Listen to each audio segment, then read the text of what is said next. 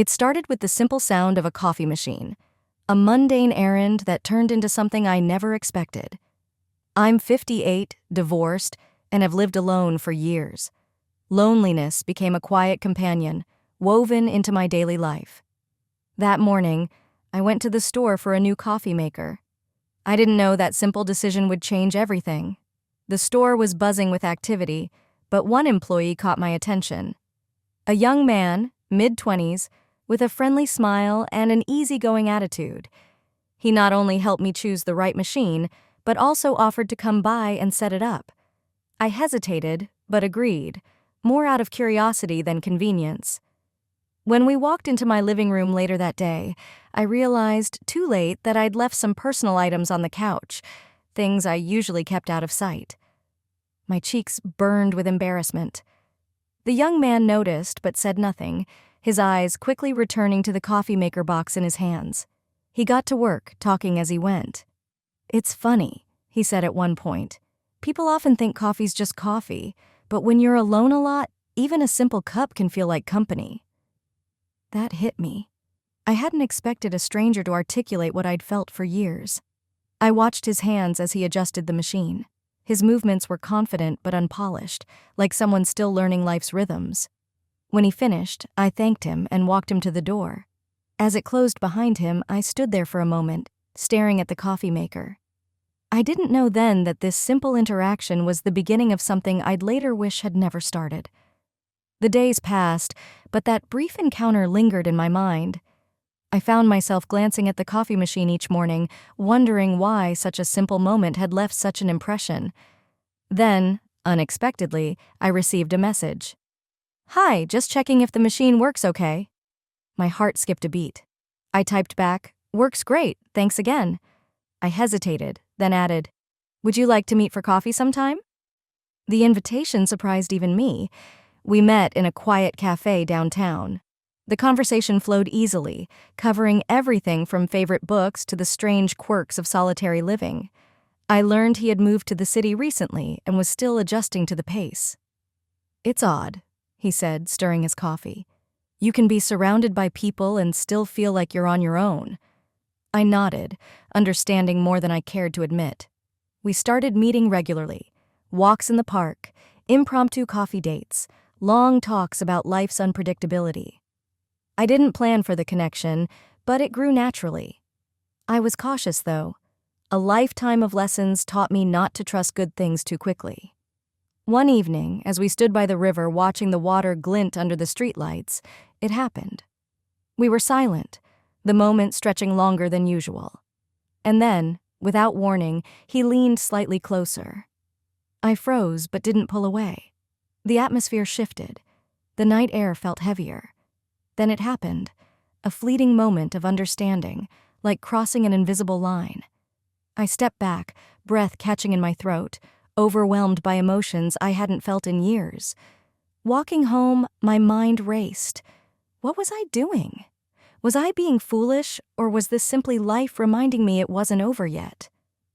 That night, I lay awake, staring at the ceiling, trying to make sense of the new reality we had just stepped into. The weeks that followed were like walking a tightrope between excitement and caution. We continued meeting, but I couldn't ignore the shift. We were no longer just casual acquaintances. There was an unspoken understanding between us. One afternoon, while sitting on a park bench beneath the sprawling branches of an old oak tree, he broke the silence. "I've never met someone who gets it like you do," he said, voice soft but sure. I smiled, though uncertainty coiled in my chest. I'd heard words like that before, but this time they felt different. We talked about relationships, how life had worn us down, how loneliness had become more familiar than we liked to admit. "It's strange," I said, more to myself than him, "how we build walls and then get surprised when no one tries to break through." He nodded, thoughtful. "Yeah, and sometimes when someone finally does, we're too scared to let them in." The vulnerability in his eyes mirrored my own. We sat there in silence for a while, letting the weight of the conversation settle around us. Later that day, as I unlocked my apartment door, my phone buzzed. It was a message from him. "Thanks for today. I needed that." I stared at the screen longer than necessary, grappling with the realization that, despite all my defenses, I was letting him in. And it terrified me. That night, standing on my balcony, I thought about how life rarely unfolds the way we expect. I'd spent years believing my best days were behind me. But now, with cautious hope, I wondered if maybe, just maybe, the present still had surprises left to offer. Our connection deepened, but with it came uncertainty. One afternoon, as we walked through the crowded farmer's market, I noticed the glances. People whispered, their curiosity evident. I tried to ignore it, but their judgment clung to me. I turned to see if he noticed. He had. His jaw tightened, eyes fixed ahead. "You okay?" I asked. He gave a short nod, but the tension between us was undeniable. Later, sitting in my living room, I broke the silence. "Does it bother you, the way people look at us?" He hesitated, running a hand through his hair. "I'd be lying if I said it didn't," he admitted. "But I care more about what we have than what strangers think." His words were reassuring, but the doubt in his eyes told a different story. That night, as I lay in bed, the weight of reality pressed down. Was this connection strong enough to withstand the world's opinions? The next morning he called. "Let's get away for a weekend," he suggested. "Just us. No stairs, no distractions." I agreed, hoping a change of scenery might clear the growing cloud of uncertainty. We rented a cabin by the lake.